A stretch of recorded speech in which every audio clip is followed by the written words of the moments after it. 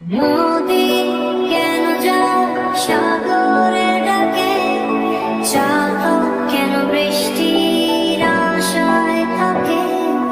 যদি বুঝতে চাও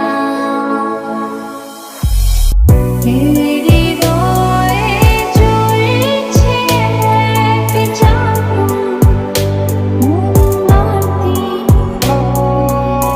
তুমি আগুন হয়ে পড়ছো আমায় সারা দিবারাত্রি।